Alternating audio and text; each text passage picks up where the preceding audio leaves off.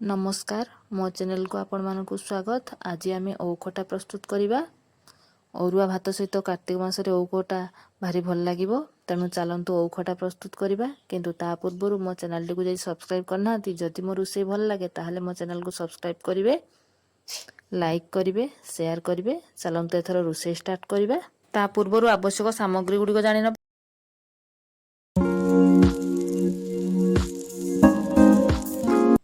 औ नड़िया मु फाड़े नड़िया को कुरी नहीं, चीनी जगह आप गुड़ दे पारे, लंका गुंड, हलदी, लुण आवश्यक अनुसार नहीं, फुटण, सुखा लंका, भुसुंगा पत्र। एथर गैस उपरे कढ़ा बसई तेल देइथिली, तेल ताती गलानी। एथर फुटण और सुखा लंका को दबा।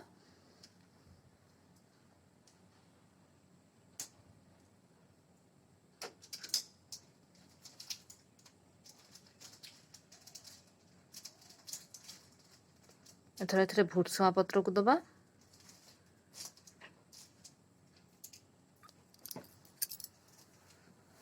ताकू टे भाजी नबा। एथरे ओउ को देकी संतुली नबा।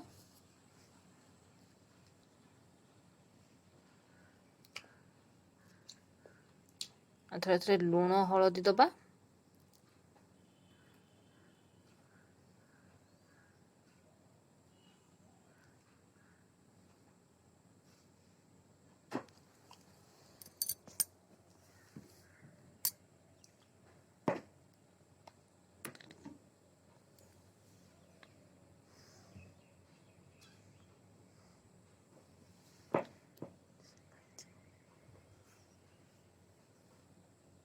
भल भाव कषि नबा।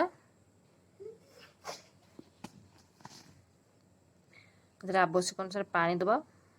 मु गोटे ग्लास पानी देइछि। कभर कर सिझा छाड़ा। गैस को मीडियम फ्लेम रे रखी। 5 मिनट हो गला। एथर देखा और सिझी कि नहीं।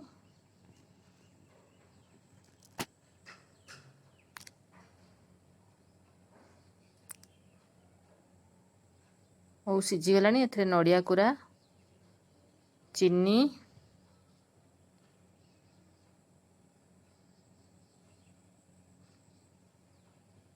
ए सब को भल भाव गोले नवा और 2 मिनट कभर कर फुटा छाड़ा।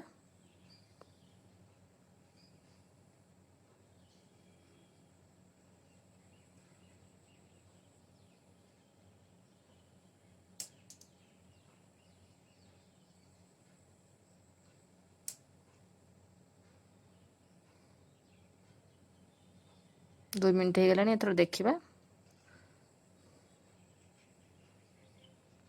तरकारी है आसला। एथर टिके रस सुखिबो, से फ्लेम को हाई कर दे फुटे नवा।